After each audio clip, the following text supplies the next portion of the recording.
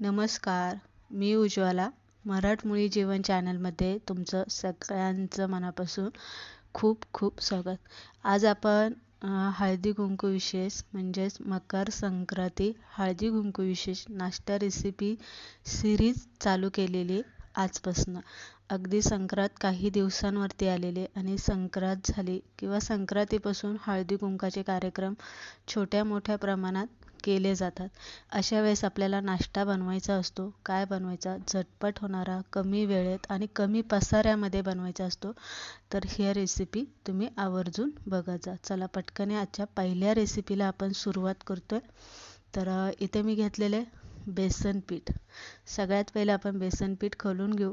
कधी कधी काय होतं, वडे करताना तेलातून तळून काढले की कडक कुरकुरीत असतात, पण अगदी कमी वेळेमध्येच ते गार पडले की नरम होतात आणि त्यातनं तेल सुटतं. अशा वेळेस काय करायचं आहे, रवळसर असं डाळ दळून आणा तुम्ही आणि ती डाळ आपल्याला वड्यांसाठी वापरायची.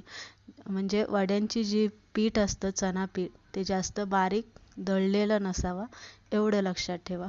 आता त्यामध्ये तुम्ही 2-3 चमचे तांदळाचं पीठ घालू शकता किंवा 2-3 चमचे मैद्याचं पीठ तुम्ही यामध्ये वापरू शकता.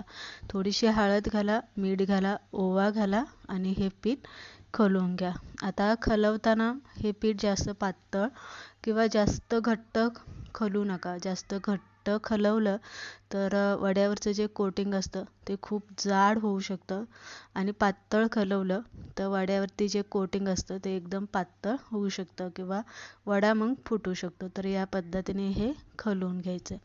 पीठ खलून झालेलं आहे. त्यानंतर आपण भाजी बनवून घेणार आहे. तर सगळ्यात महत्त्वाचं असतं बटाट्या वड्याच्या भाजी बनवण्यावरती वड्याची टेस्ट अवलंबून असते. त्यासाठी आपल्याला हा एक हिरवा वाटण वाटून घ्यायचं आहे. 1 चमचा धने घेतलेले, 1 चमचा जिरे, 1 चमचा बडीशेप घेतलेले. आलं लसूण मात्र आपल्याला ही भाजी बनवताना भरपूर तुम्ही वापरा, काहीही होत नाही. त्यानंतर हिरव्या मिरच्या घ्या. भाजी जरासं अशी तिखट करा, कारण पिठामध्ये आपण काही तिखट असे काही मसाले घातलेले नसतात, त्यामुळे भाजी चांगली झणझणीत बनवा. कढीपत्ता वाटतानाच यामध्ये वापरा. आता यामध्ये पाणी न घालताच आपल्याला हे वाटण करून घ्यायचं. आता काय होतं, कोणी कोणी कोथिंबीर बारीक चिरून घालतं, पण चिरून घालण्यापेक्षा अशी वाटून घातली की ती भाजीमध्ये पण चांगली मिसळली जाते आणि भाजीला चांगला असा हिरवा कलर येतो. दुसरी गोष्ट म्हणजे भाजीची चवसुद्धा चांगली लागते. तर हे घेतलं आपण, मसाला वाटून घेतलेले. आता इथे बटाटे शिजून कसे घ्यायचे. कधी कधी काय होतं, बटाटे खूप असं चिरा पडेपर्यंत शिजले गेले की भाजी खूप गिचकी होते आणि मग वडासुद्धा आपला बनवताना बिघडला जातो. म्हणून बटाटे आपल्याला अर्धवट कच्चे शिजवून घ्यायचे आणि गार पडल्याच्या नंतरच भाजी बनवायला घ्यायची. म्हणजे बटाटा गार पडला की थोडासा असा कडक होतो, पाणी जे असतं ते उडून जातं. तर बटाटा बारीक असा फोडून घ्यायचा आहे. नंतर तेल इथे भाजी बनवताना थोडंसं चांगलं वापरायचं, म्हणजे जास्त वापरायचं. जरासं भाजी चांगली अशी चमचमीत करायची.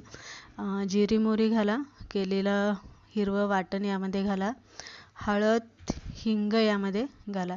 याच्या व्यतिरिक्त यामध्ये दुसरे कोणतेही मसाले वापरण्याची काही गरज नाही आहे. नंतर चांगला आपण ठेचा परतून घेतला मसाला की फोडून घेतलेले बटाटे घालायचे आणि मॅचरने असे चांगले बारीक बटाटा, म्हणजे जसं आपण पुरण बारीक करतो ना, अगदी तसं आपल्याला ही भाजी बारीक करून घ्यायची. आणि असं मॅचरने केल्यामुळे काय होतं, जे मसाले ते चांगले बटाट्यामध्ये असे मुरले जातात. म्हणून मी इथे या पद्धतीने शक्यतो प्रत्येक वेळेस जेव्हा वडे बनवते तेव्हा ही टिप मी वापरत असते.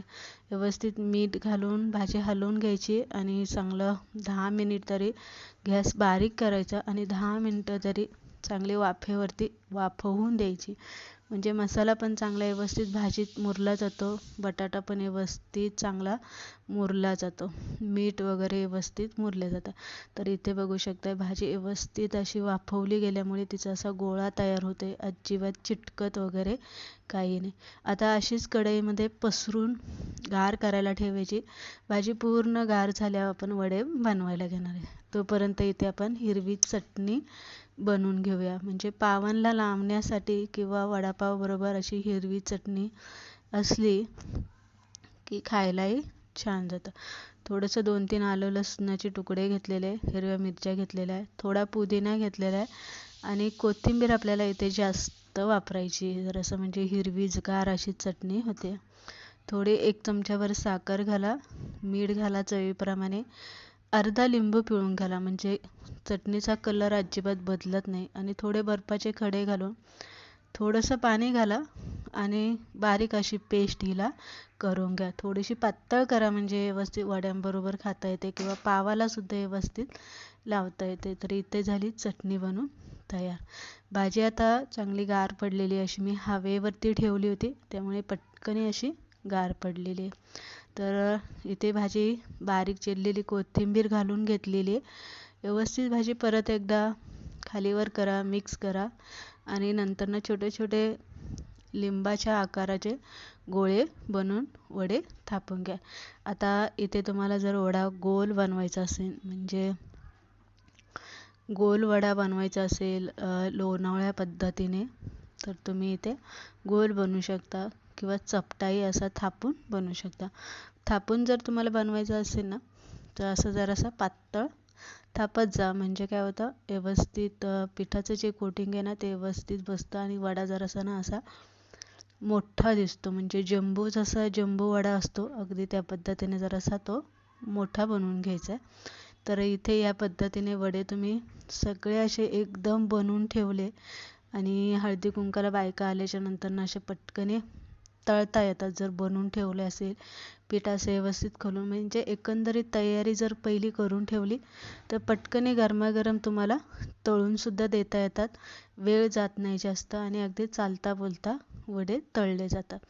तेल चांगलं गरम करून घ्यायचं. वडे तळताना तेल चांगलं गरम करायचं, जास्त असा धूर निघेपर्यंत नाही गरम करायचं, पण अगदी वडा तेलामध्ये सोडला की लगेच वरती तेलावरती तरंगला पाहिजे, चिटकला अजिबात नाही पाहिजे. असं आपल्याला तेल गरम करून घ्यायचं आणि खालच्या साईडने जरासं तळले गेले की उलटे करा. गॅस जरासा असा मिडियम करा, जास्त मिडियम करू नका, नाहीतर काय होतं जास्त बारीक गॅसवरती जर वडे तळले तर वडे तेलकट होतात आणि त्याला कुरकुरीतपणा अजिबात येत नाही. कारण बटाट्याची भाजी आतनं वल्ली असते, त्यामुळे अजिबात वरच्या पिठाला जास्त काळे वगैरे काही होत नाही. असे हलकेसा सोनेरी कलर आला, कुरकुरीतपणा आला की गॅस मोठा करा परत पहिल्यासारखा आणि तेलातनं काढून घ्या, म्हणजे वडे अजिबात तेलकट होत नाही. एकंदरीत तुमच्या लक्षात आलं असेल की बटाटे वडे जे असतात ते मोठ्याच गॅसवरती चांगल्या तावात तेलात तळून घ्यायचे, म्हणजे ते तेलकट अजिबात होत नाही. तर इथे बघू शकता या पद्धतीने हळदी कुंकाच्या नाश्त्यासाठी जर तुम्हाला काही बनवायचं असेल तर ही आजची आपली पहिली रेसिपी आहे. उद्या आपण दुसरी रेसिपी बघणार आहे. हळदी कुंकाचे 15 दिवस आपण अशा काही ना काही रेसिपी नाश्त्यासाठी बनवत जाणार आहे. त्यामुळे चॅनलला सबस्क्राईब केलं नसेल तर